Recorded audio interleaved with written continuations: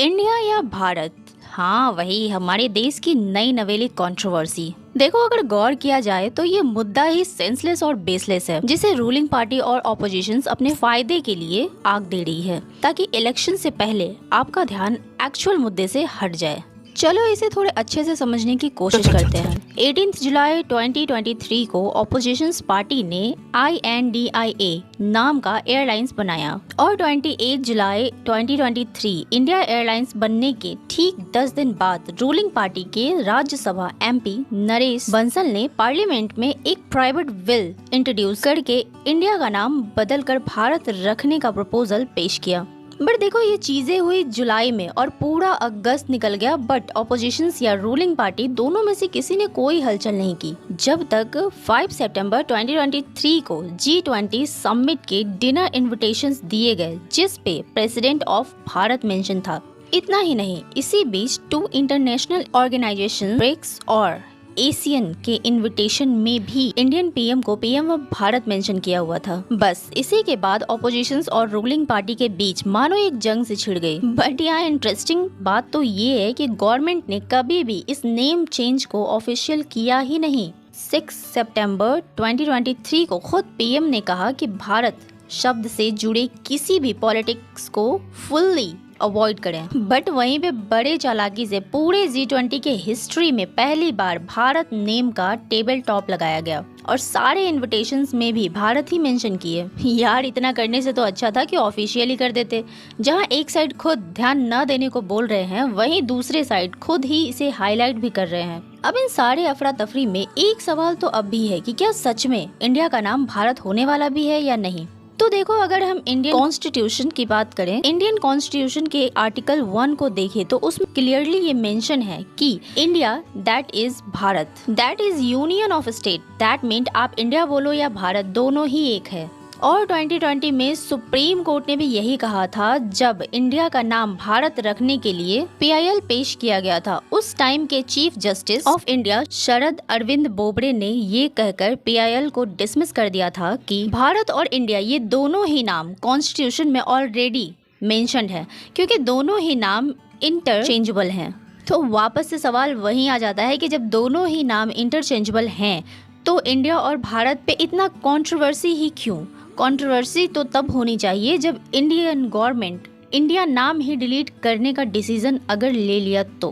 Because Bharat ये जो word है ये नेशनली और इंटरनेशनली इंडिया के ऑल्टरनेट के जैसे ऑलरेडी यूज हो रहा है कई सारे ऑफिशियल डॉक्यूमेंट्स में। तो फिर इतने सारे लफड़े क्यों यार? तो देखो, आजकल इंडिया में ऐसे मुद्दे को भड़काकर लोगों को लेफ्ट और राइट ऐसे आइडियोलॉजी में बांटकर आसानी से वोट जीते जा सकते हैं रूलिंग पार्टी और ऑपोजिशन के द्वारा। बिकॉज ये पॉलिटिक्स का बहुत पुराना खेल है जिसे साइकोलॉजी में द बैंडवैगन इफेक्ट कहते हैं। बेसिकली इसमें एक ग्रुप किसी भी चीज के बारे में एक हाइप क्रिएट करता है ताकि आपके दिमाग में fear of missing out create हो जाए और आप उस ग्रुप का हिस्सा बनने के लिए अग्रेसिव हो जाओ। उसके बाद पैशनेटली आप एक पार्टी को सपोर्ट करने लगते हो। एनीवे, अगर ये मुद्दे को लॉजिकली देखा जाए तो क्या ये चेंज इंडिया टू भारत होना चाहिए या नहीं, और अगर हुआ तो इसके एडवांटेज और डिसएडवांटेज क्या होंगे। और इसी मुद्दे पे दोनों पक्षों ने अपना अपना आर्गुमेंट रखा है, तो चलो इसे भी सुन लेते हैं ताकि आप सही डिसीजन ले पाओ और इमोशनली भेड़ चाल का हिस्सा बनने से बच जाओ।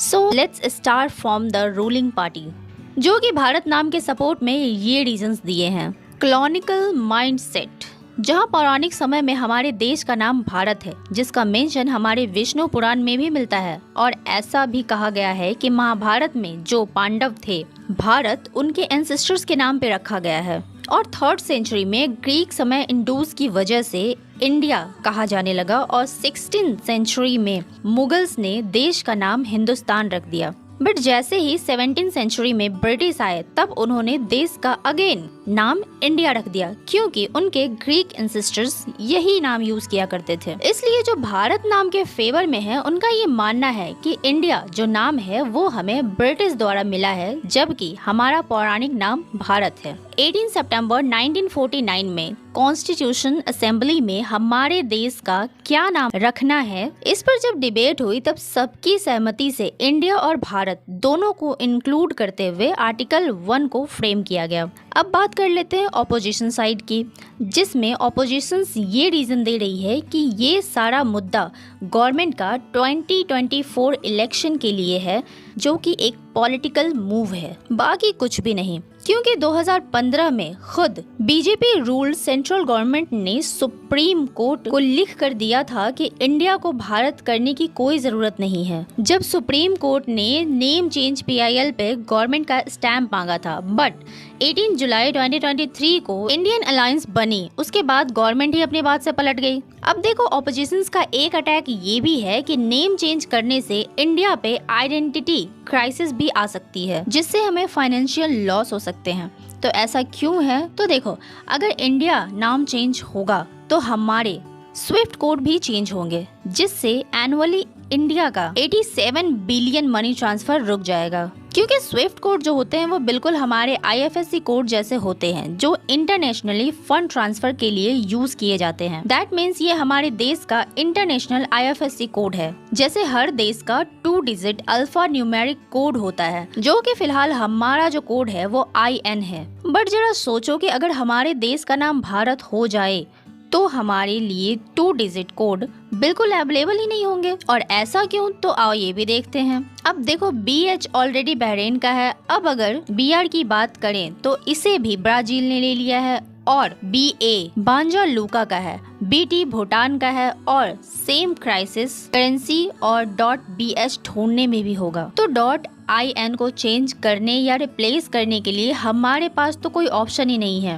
जिससे 100% हमें आइडेंटिटी क्राइसिस फेस करना पड़ सकता है। अब इन सारे बातों को मुद्देनजर रखते हुए आप मुझे कमेंट करके बताओ कि क्या सच में ये सब बस एक प्री प्लान है इलेक्शंस के लिए, और क्या आपको सच में लगता है कि इंडिया को भारत से रिप्लेस करना सही रहेगा? कमेंट में अपनी राय जरूर बताना। और अगर इस वीडियो से कुछ भी नया सीखने को मिला है तो फटाफट से लाइक कर देना और अपने दोस्तों के साथ भी शेयर कर देना।